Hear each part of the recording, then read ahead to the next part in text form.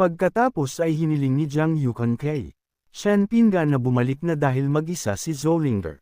Bumulong si Jiang Yukon na kung hindi siya aalis ng matagal, mabibigo ang kanilang mga plano at magiging mas magulo pa. Pagkatapos ay napansin niya ang isang kakaibang lalaki at nagtaka kung bakit bigla siyang lumitaw. Naisip niya na baka may plano rin ang kakaibang lalaki para kay Chen Pingan at bumulong na mas mahusay ang kanyang kakayahang maghinuhal ng hindi maintindihang twist ng kapalaran kaysa sa kanya.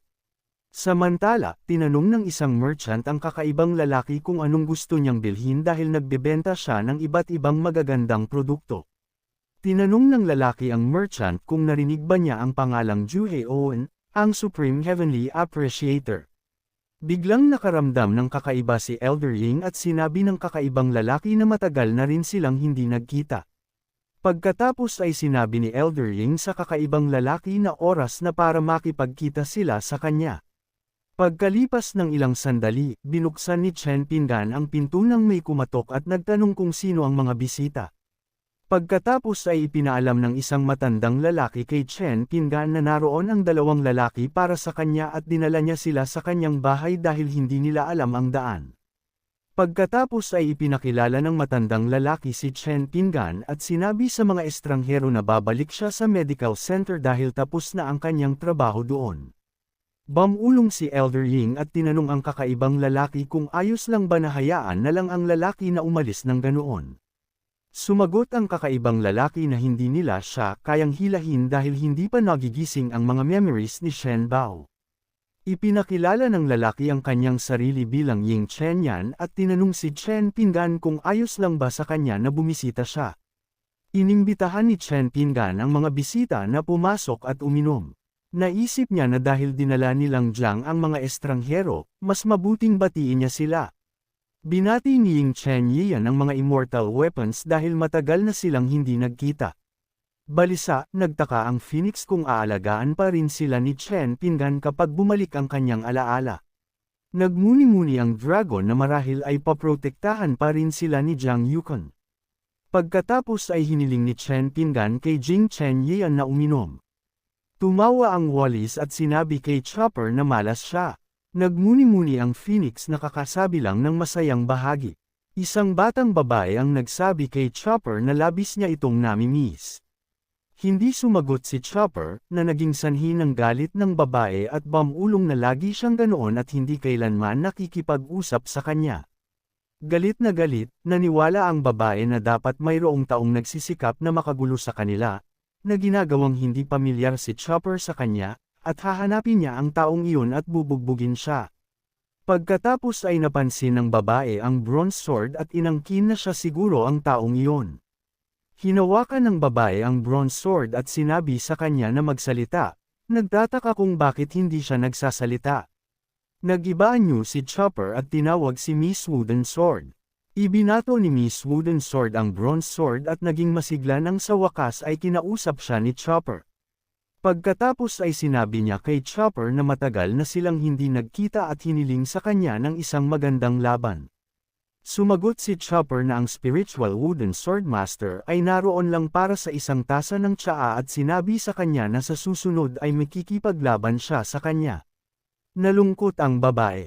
Pagkatapos ay nagpaalam si King Chen Yan kay Chen Pingan at pinasalamatan siya para sa tsaa.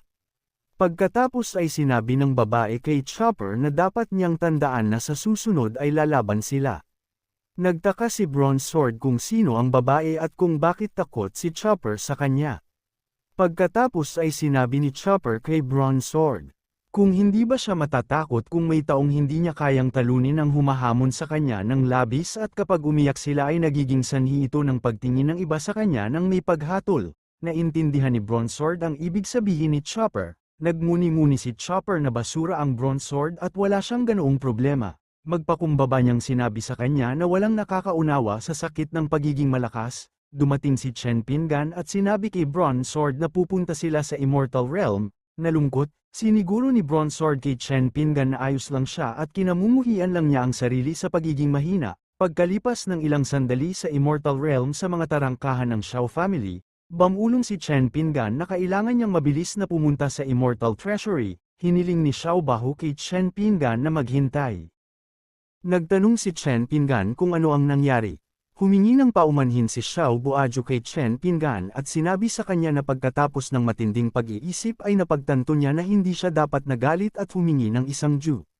Sinabi ni Chen Pinggan na lagi siyang mapagbigay at dahil inamin ni Xiao Buaju ang kanyang pagkakamali ay patatawarin niya ito.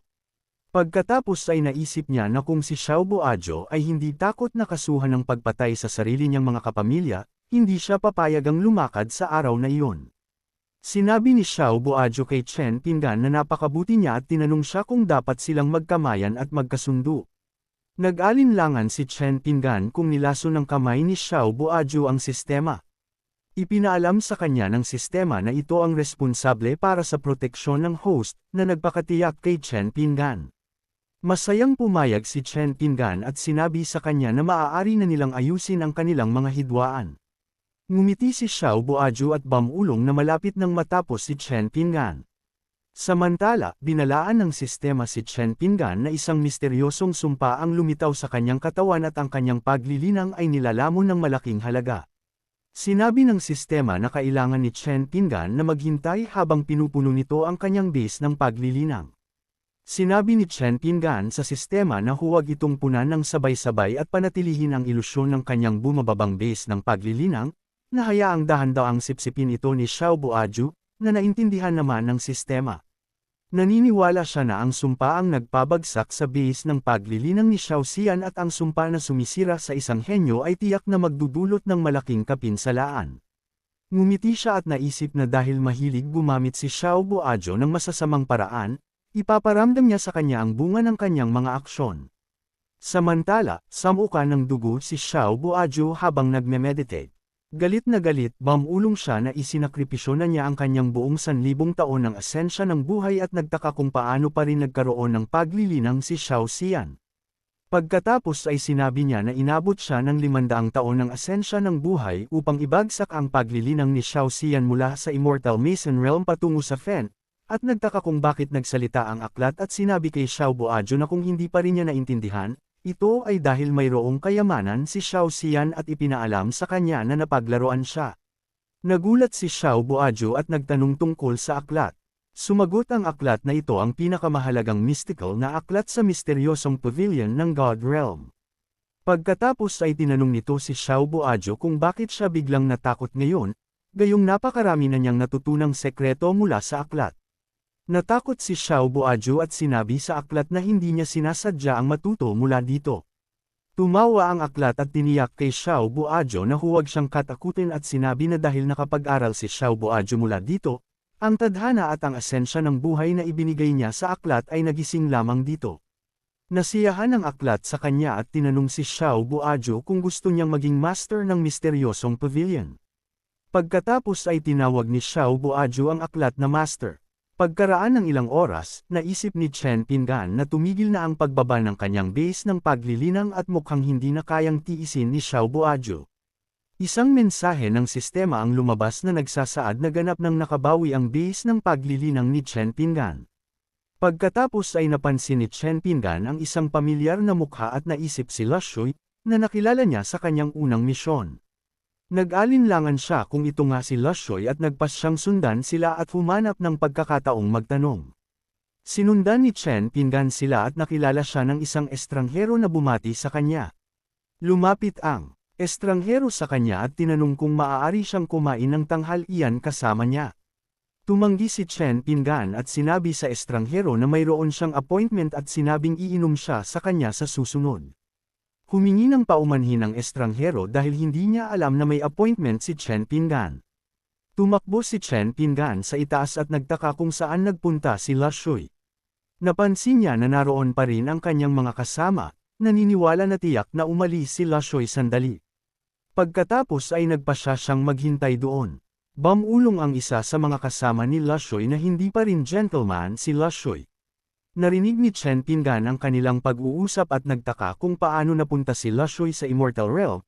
Iniisip na siya ay isang immortal na nagtatago ng kanyang pagkakakilanlan. Pagkatapos ay naisip niya na si Lashui ay may isang angkan sa Zuanwu Kingdom at ang kanyang sitwasyon ay naiiba kay Hong Jenkins. Naniniwala siya na ito ay tiyak na isang uri ng pagkakataon. Pagkatapos nyun, ang lalaking kasama ni Lashoy ay bamulong na si Lashoy ay disipulo ng Immortal Emperor at marahil ay naisip niya na hindi niya kailangan ang iba.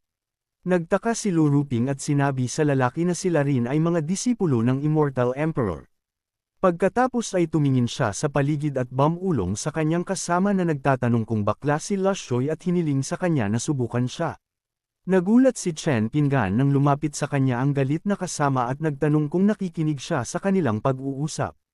Balisang sinabi ni Chen Pingan sa kanya na hinding-hindi siya makikinig at na nagkamali sila dahil naisip lang niya ang isang nakakatawang bagay.